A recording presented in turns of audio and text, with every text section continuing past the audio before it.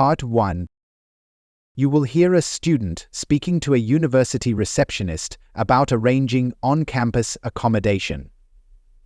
First, you have some time to look at questions 1 to 4.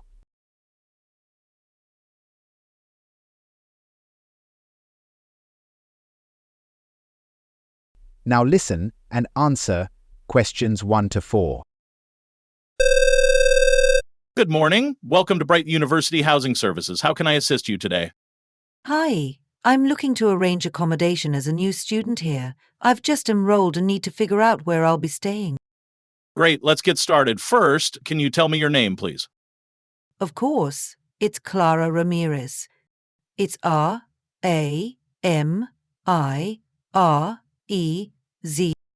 Thank you, Clara.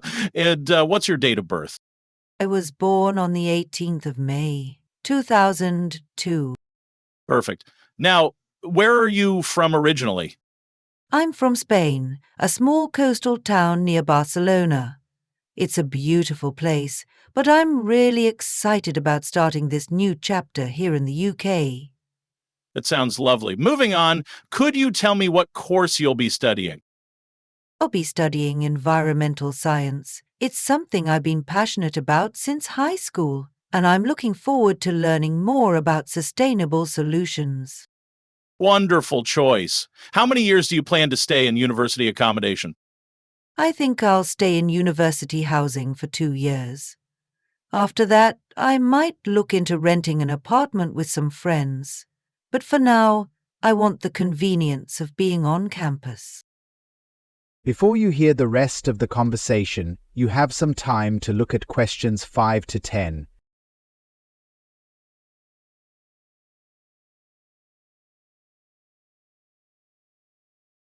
Now, listen and answer questions 5 to 10. Got it. Now, we offer different catering arrangements. Do you have a preference? Yes, I'd prefer half-board.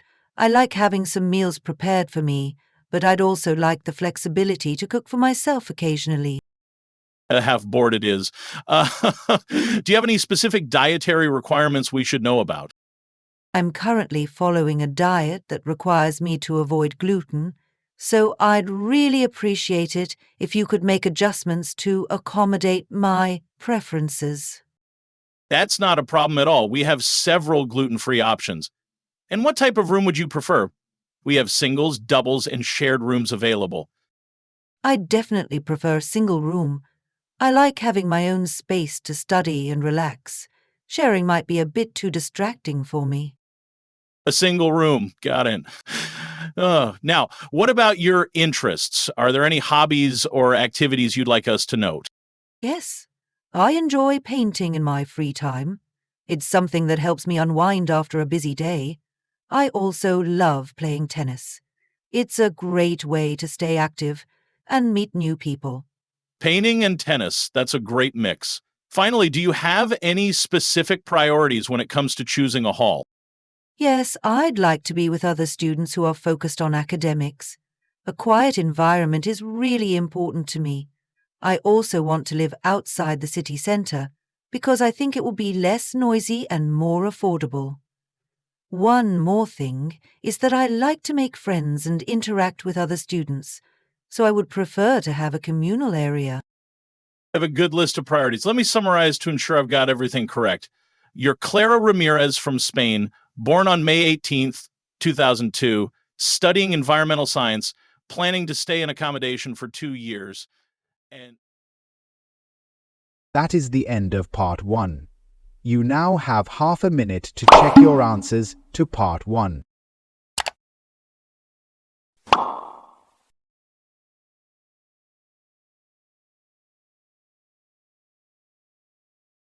Part 2. You will hear a presentation about the facilities and services offered at a sports center. First, you have some time to look at questions 11 to 14.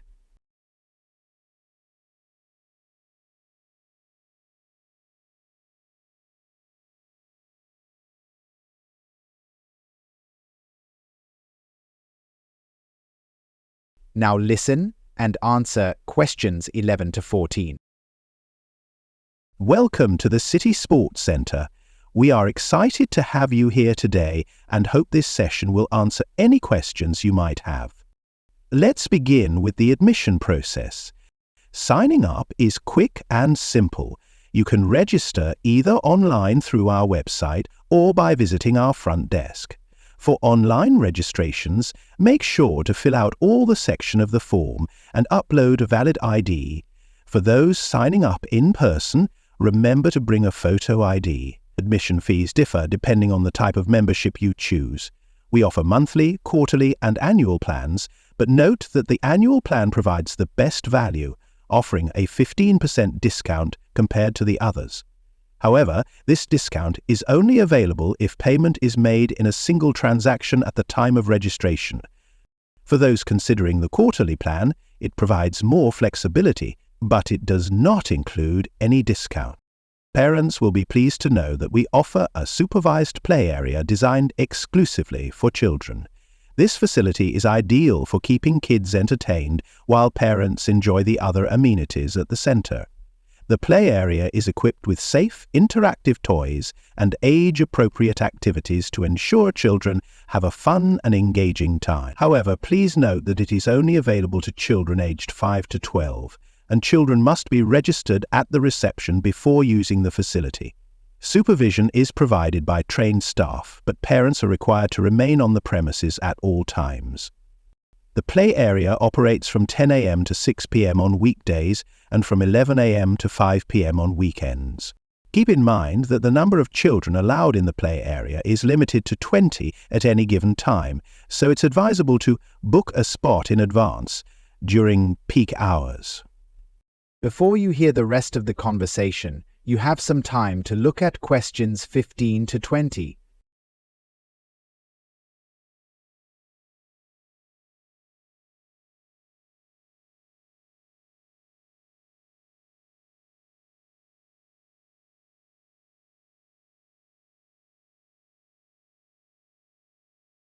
Now listen and answer questions 15 to 20. Now, let me tell you about our facilities. Our centre boasts a wide range of options to suit everyone's preferences and ensure that there's something for everyone. For fitness enthusiasts, we have a fully equipped gym with cardio machines, weightlifting equipment, and personal trainers available upon request. The gym operates from 6 a.m. to 10 p.m. every day, offering flexibility for early birds and night owls alike. We also provide free introductory training sessions for new members to help them get started. If you prefer group activities, we offer a variety of fitness classes like yoga, Pilates, aerobics, and high-intensity interval training. These classes are conducted by certified instructors and are held throughout the day. Be sure to book your spot early and tend to fill up quickly. For those who enjoy swimming, our indoor pool is a fantastic option. The pool is heated and open year-round, making it a great choice regardless of the season.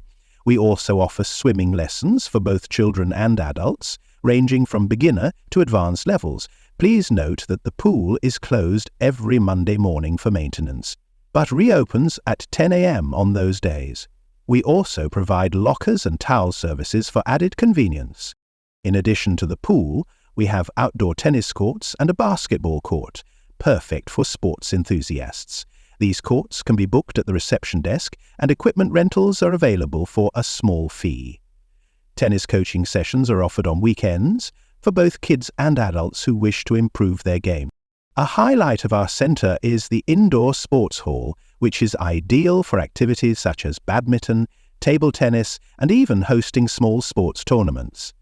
Members can book the hall for private use at no extra cost during non-peak hours, which are between 12 p.m. and 4 p.m. on weekdays, during peak hours, which include weekday evenings and weekends. An extra but modest fee applies for bookings. Lastly, our wellness centre is a haven for relaxation and self-care. It includes a sauna, steam room, and massage therapy rooms. These facilities are available to members at discounted rates, and non-members can also access them by purchasing a day pass. Appointments for massages must be booked at least 24 hours in advance.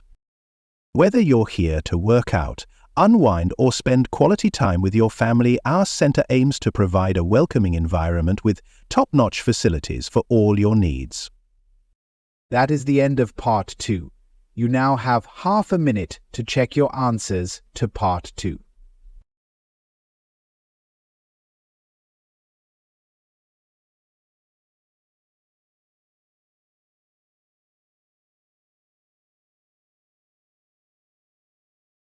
Part 3.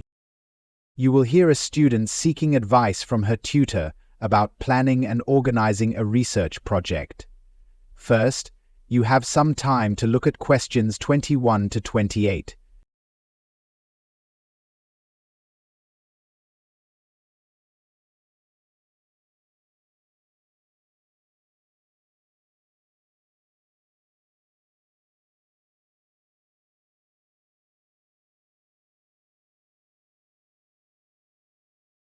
Now listen and answer questions 21 to 28. Sophia, come in. Take a seat. Thanks, Dr. Ben. So, how's the planning for your research project coming along? Well, I'm finding it hard to settle on a title.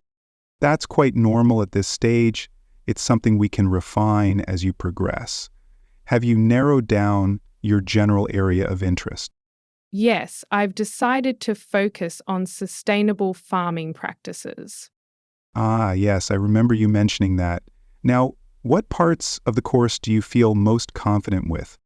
I've always enjoyed analysing quantitative data, especially when working with graphs and trends. That's a strong skill to have. Anything else?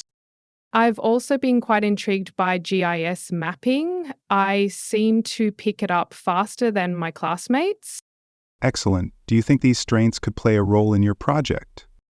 I'd like them to, but I feel like I don't know enough to apply them effectively.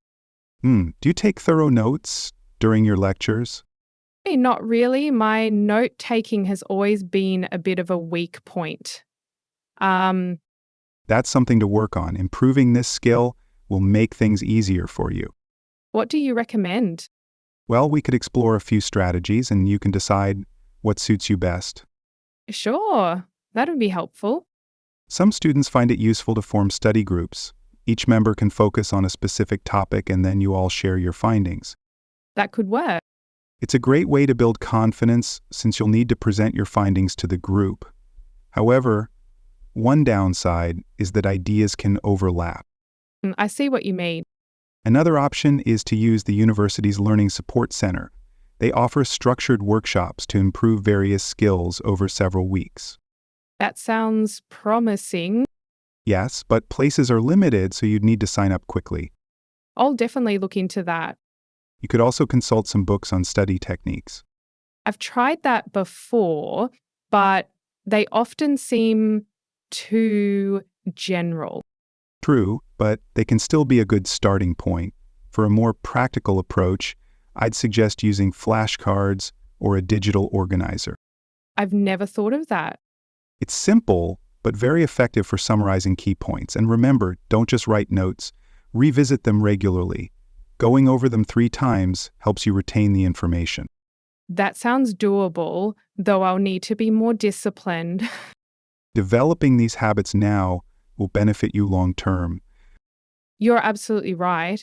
I just find it hard to stay consistent without external input. Well, these tutorials are ongoing, so we'll keep discussing your progress. Let's schedule our next session. I'm free during the week starting 5th March. What about the 7th? I'm free in the morning. Sorry, I have a meeting then. Would the 8th work? Yes, I can do the afternoon. Great. We'll meet on the 8th. Thanks so much, Dr. Bennett. That is the end of Part 3. You now have half a minute to check your answers to Part 3.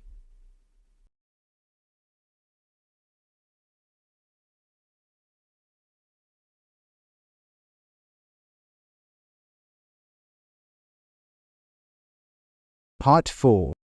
You will hear a lecturer discussing the impact of urbanization on biodiversity in Costa Verde's rainforest. First, you have some time to look at questions 31 to 40.